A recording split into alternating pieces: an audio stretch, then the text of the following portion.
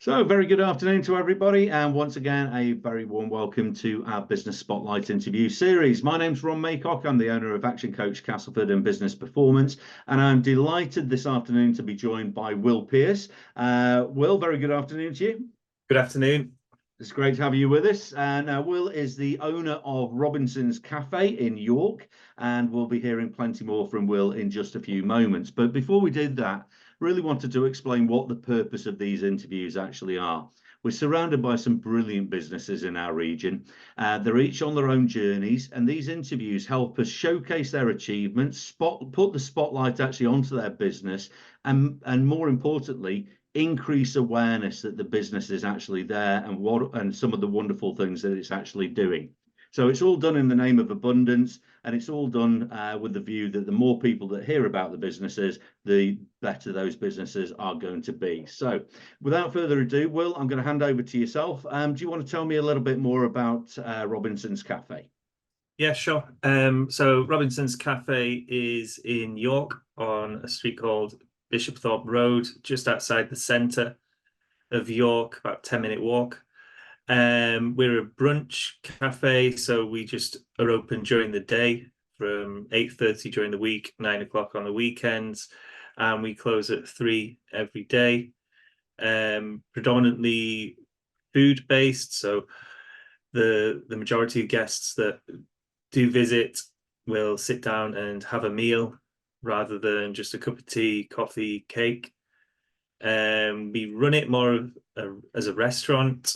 We're always looking for skilled chefs to work in the kitchen, and the front of house has been trained to have that level of consistency there and awareness around them so that the service is always spot on as well. I mean, you talk about the sort of almost restaurant kind of setup to it being a cafe, but it's very food orientated, very Yeah. restaurant. Where's that knowledge of that sector really come from yourselves? So that came from sort of the previous jobs that I'd had, and my partner Bex had had.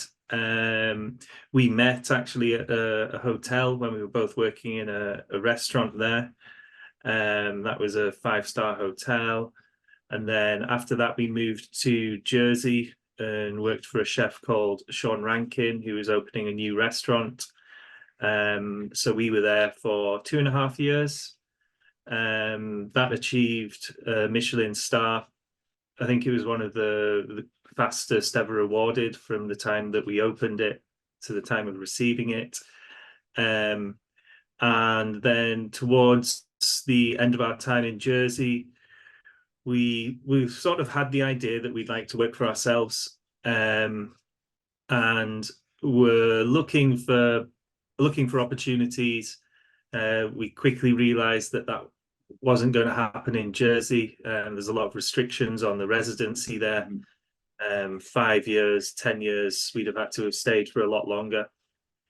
So we came back to England, worked at a boutique hotel in the Dales whilst we looked for the perfect place for us to sort of set roots and begin really.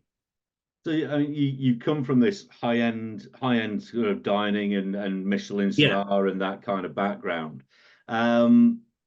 York obviously has a vibrancy and a certain kind of feel to it. It's very has a high degree of tourism and things yeah. like that. Was there anything that you were looking to create more than the more than just the name and it being a cafe and everything? Was there a kind of a culture or an ambience of the establishment that you tried to create from day one? I think it was more that we'd sort of, once we made the decision that this is what we were going to do, my partner being a chef, um, and a very good one, we'd sort of been to a lot of places that friends had recommended or people had recommended and said like, "Oh, this place is fantastic. You should try it," like a cafe or a brunch place around the country. And we'd gone to them and we just thought, we can probably beat that. um, and from there, it was when we were in the fine dining and the Michelin Star. Like, I think people automatically think that it can be quite fussy, quite picky, whereas I'd always taken the approach from when I was working in the front of house to sort of find out a bit about the guest and read the guest and see if they wanted all of those like little touches or whether they just wanted to be left alone.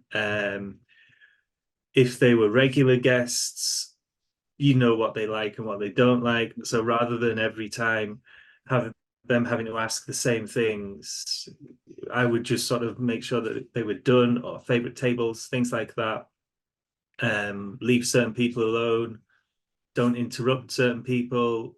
If the bottle of wine's finished, you know that they're going to have another one, so just go and get it, rather than if they're in a business meeting, they don't want to hear from me, really.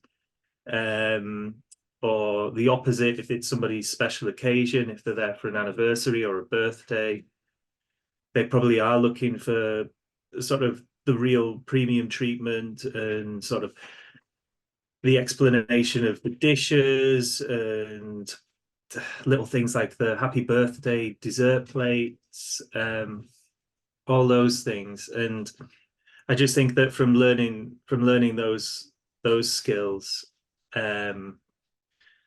we would be okay. And then from the kitchen side and the food side of things, just the execution on everything that we do, like our biggest strength is the consistency in what we offer. So if a guest comes in one day and has a certain dish and they really enjoyed it, they come back in a month's time and they say, "Oh, I remember that dish I had. I'll order that again." It's exactly the same again. I just think there's nothing worse than going somewhere once. I mean, you've probably experienced it as well, where you go somewhere, have a really good experience, and then invite a partner or friends to go there, and you go back and it's just not the same as it was. Mm-hmm. And there's always that talk, isn't there, of, oh, they've gone downhill a bit. I was going to say the second visit can be very different to the first, and Yeah, if it is for all the wrong reason, there's never a third. yeah, And that's the harsh exactly. reality of it. Yeah, no, it's true. So how in terms of the actual business and setup, then how big is the cafe? What's your sort of cover capacity? We have about 45 covers, 10 members, 10 team members on a day, split between the kitchen and the front of house. It's walk-ins only, Right, interesting. Yeah. which is it just keeps it that sort of the casual feel that we're after, rather than taking bookings. It's Would one you less consider complication. bookings over a certain amount if people were booking for a special occasion, or No, just said, there's 10 of us or something like that? no. So we sort of have our largest table can seat 6 or 7 guests. Right. Yeah. Um, and over that we offer just to sit them over 2 tables. One of the main reasons being that we are such a busy place that large tables create bottlenecks, especially in the kitchen, when you have to get out so many plates of food at once. And we're sort of busy from when we open until last orders, and it's about, for us, it's about having that flow through the kitchen. Nobody should wait too long for their food. So large tables tend to have an impact on the other guests, from the bottleneck and also from the noise that they can create and things like that. So we don't sort of discourage it as such, but we just have certain ways of managing them. Yeah, no, absolutely. And in terms of your normal clientele, there's always going to be exceptions to this. Do you find that it is primarily locals? Is it people embracing the tourism of York, Yeah. which obviously has a very high throughput of footfall and people anyway? Or do you find that typically you're attracting the locals as opposed to people who are there just to visit the city? So initially, when we opened, the area that we're in on Bishopthorpe Road is quite a residential area. Sort of, it's a community high street. Mhm. So yeah, initially there was a lot of support from the neighbourhood, and they were sort of like the main type of guests that we got. But as sort of word got out, about us, we now see a really nice mix Mhm. of residents and tourists as well. I think now when people are Googling places to go or looking on social media, places to go in York, we'll always come up like highly recommended on there. Yeah, yeah, yeah, no, So absolutely. And is that where obviously from the repeat and people who are local, then you're going to get word of mouth and yeah, recommendations. Are you primarily marketing the business through sort of social media, or is it more through your website or local comparison, not comparison sites, but review yeah, kind of sites that basically say where to go and eat in York? yeah. So I have a rule with myself where I don't pay for any advertising. Right. Um, I just if a newspaper approaches or somebody approaches and would like to sort of include us in something, then that's absolutely fantastic. Yeah. But I'll never pay a fee for that.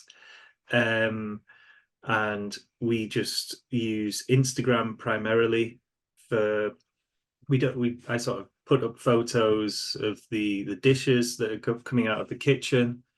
That's it really. The website, we've tried to keep it quite minimal. I see it more as a business card now. So it has like the menu on there and a Yeah. few images of the interior and a few food shots as well. Um, but we don't really push it or drive it too much in Yeah, terms of yeah, advertising. yeah, no, absolutely. I mean, and once you've got social media working for you, then it's a very powerful thing. Yeah, It's trying to do it without any form of other advertising. Obviously, that can slow the progress, but if you've got a great product, a great service, then you're going to get there certainly in the end.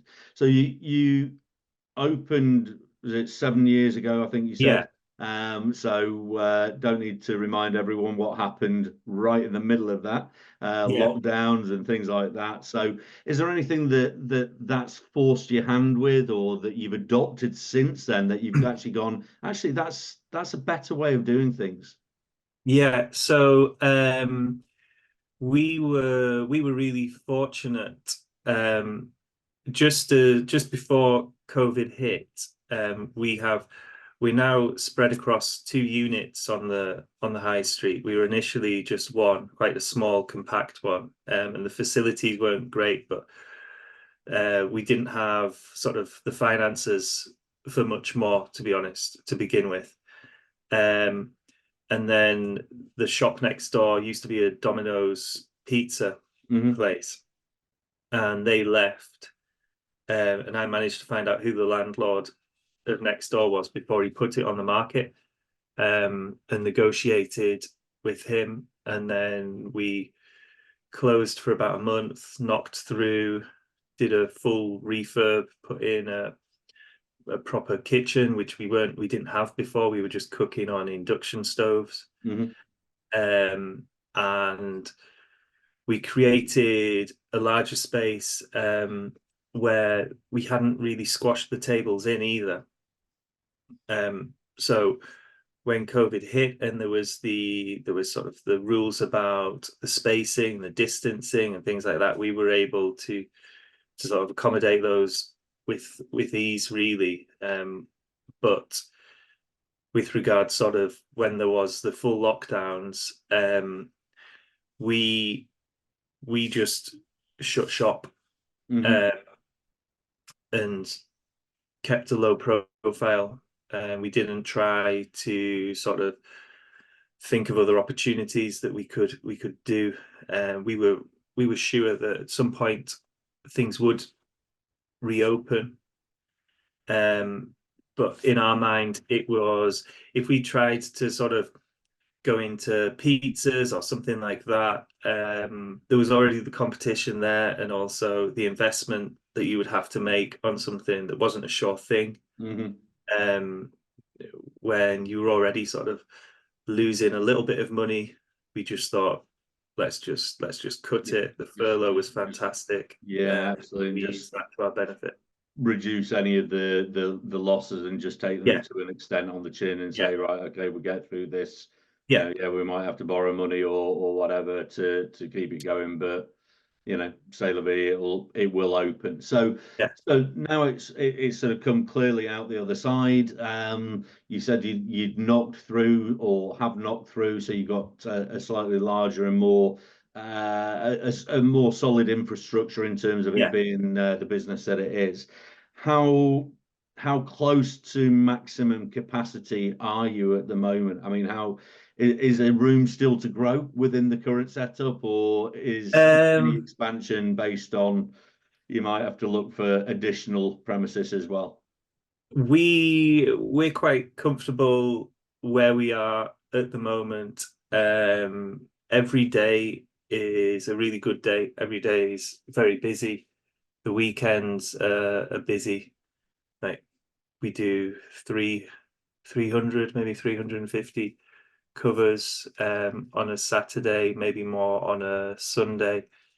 Every day there are guests queuing to get in. Hmm. Um, just finished up today. It's a Monday. Yeah, we've done really well. Mm. Um, yeah, we're sort of at capacity, but that's kind of how we like it at the moment. Mhm. Um, because me and Bex, my partner, we do everything ourselves, really. It's quite a big team for us to manage anyway. I mean, on the books there might be about 18 Mhm. team members at the moment. If the opportunity arose for another unit on the street next door, then that would be something to consider. We've had offers in the past to take on premises or open other restaurants, um, but we've looked at them, but ultimately we've realised that our strength is keeping it quite compact Mhm. in the one place, um, and it might just distract us Yeah, from yeah. from the one that we want to make absolutely fantastic. And I think what's nice to hear is that yeah, I mean, you could add a couple more hours on, and I don't know if you're Yeah, open, 7 days a week or five yeah, days a week or whatever it is. But actually, in your industry, you've made a bit of a lifestyle choice yeah, that we have, yeah, it's busy enough. It's you're doing everything that you can in the time, but your working days finishing about 3 yeah. on I most mean, days. I mean, that's when the restaurant closes. Mhm. We normally will be out at about 6 after Yeah. all the prep's done for the next day and everything. But yeah, in terms of In hospitality, context, that's a that good. gap in between Yeah, lunchtime and dinner service yeah, isn't a gap. It's just you yeah. just go from one straight No, into the there's next no there's no and then split there's finish no at. split shifts or, Yeah, or absolutely. So, by only concentrating around the brunch and lunch kind of market, it means that you have got predictability of how long that day is going to be. Yeah, there's going to be, yeah, closing up and everything like that, but you're not then preparing for another sitting, yeah, which is where it becomes less of a lifestyle choice, and it just means that you're really pushing it hard and potentially burning out very quickly in that kind of industry. So no, it's a good place to be. So in terms of the plans for the future, are there plans at the moment? Is it if the situation arises, or have you got things in your mind of saying, okay, we do this for X amount of years, and then the intention would be to either expand this model or take this model to somewhere else? I think for us, we're open 6 days a week at the moment. I would like to get it to 7 days a week. Mm-hmm. Two reasons really. Financially, we'd benefit from it, and also the flow would be a lot better in the kitchen.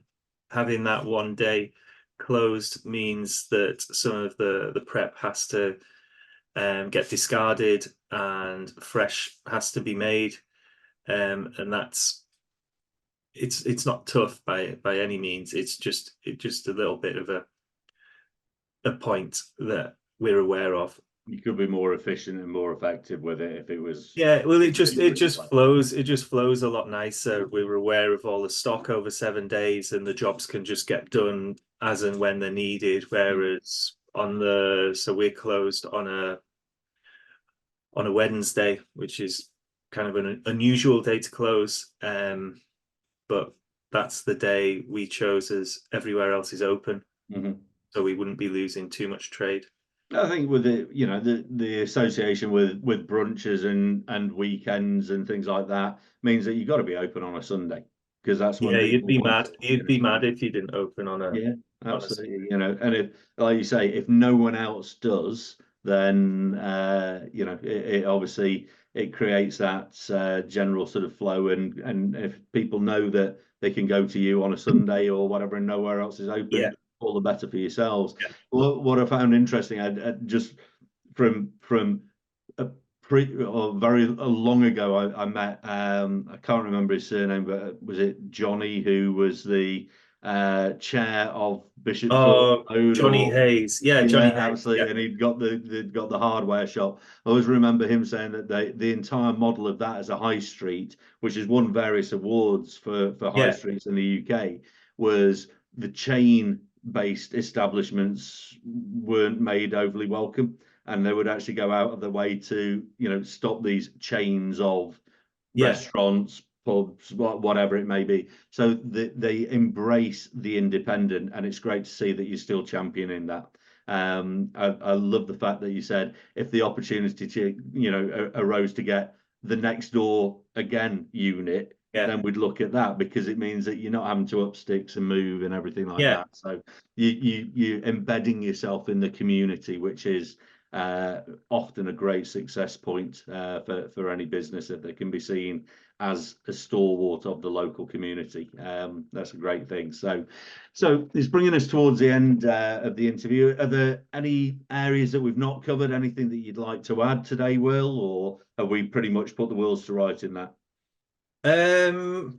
yeah. I think just like for people who are wanting to start their own business or are thinking about having one, I would say that they need to, like, we started very small. It was me and Bex and my mum to begin with, and that was a conscious choice, because we wanted to know what the business was, and learn all the time from the beginning, um, and so we could control everything.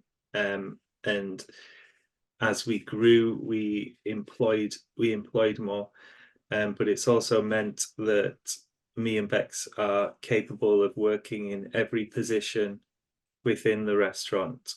I think some restaurants are quite fortunate in that they're always fully staffed, but I know a lot of restaurants that aren't. So it means that me and Bex can shoulder quite a lot of the responsibility, and pick up different positions, and the guest won't feel anything from that, and they won't.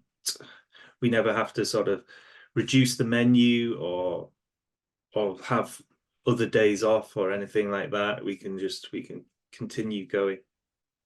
I think it comes across that there's a high degree of consistency in terms of the delivery, and that Yeah, in its own right, cements the reputation that you have. yeah, That that's key. That's absolutely key for us. Consistency.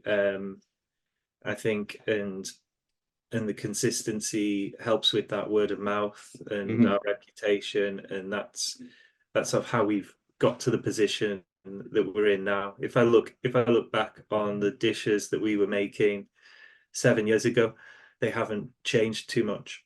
But it was all a matter of like biding our time and waiting until more and more people knew about us, and then the base has grown.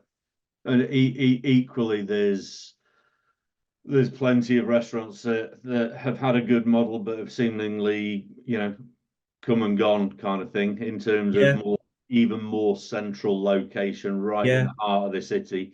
And clearly, the benefits of just being that 10 minutes walk out. Oh yeah. Means that your overheads are significantly lower than some of the others that are just, being crippled by rent and rates and overheads that just aren't sustainable unless you've just got so much volume and churn going on.